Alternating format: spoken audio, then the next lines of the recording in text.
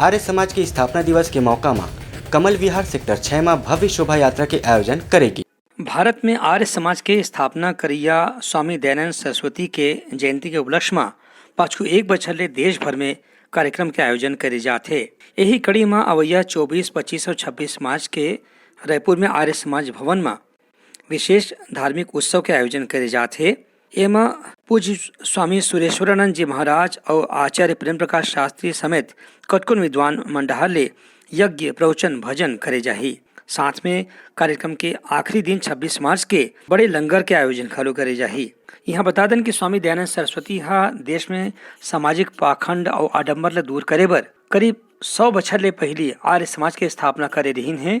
एक बाद पूरा देश में आर्य समाज के कतकुन केंद्र संचालित हुआ थे।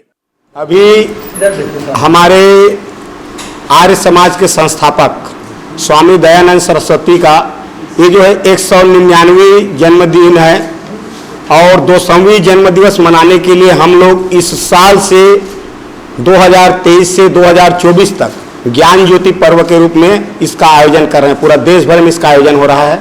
इसी कार्यक्रम के तारतम्य में भी देश की राजधानी दिल्ली में भी बहुत बड़ा कार्यक्रम हुआ था 12 फरवरी को, जिसमें हमारे यशस्वी प्रधानमंत्री जी इसके मुख्य अतिथि रहे हैं और पूरा प्रचार प्रसार जो है दयानंद सरस्वती के बताए मार्ग पे चलने के लिए लोगों को प्रेरित करने के लिए हम लोग सब लगे हुए हैं। अभी जो कार्यक्रम मना रहे हैं हम लोग यजुर्वेद पारायण महायज्ञ, इसमें लोगों को हमारे विचारधारा से जोड़ने के लिए आर्य समाज के हमारे जो ये पुराना संस्था है, हमारा आर्य समाज जो है बैजनाथ पारा जो है 116 साल पुराना है और ये 16 साल पुराना स्थापित हुआ था और इसमें हमारे छत्तीसगढ़ के प्रथम मुख्यमंत्री पंडित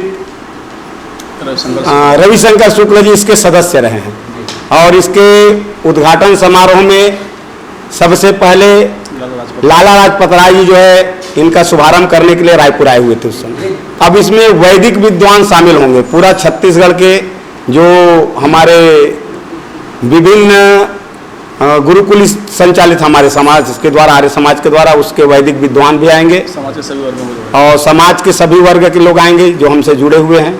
ब्यूरो रिपोर्ट, उतलंघा न्यूज। सोर संदेश द बज़ उतलंघा के खबर चारों मुड़ा है नजर। छत्तीसगढ़ी और अंग्रेजी भाषा में खबर बर रहो बेसबर।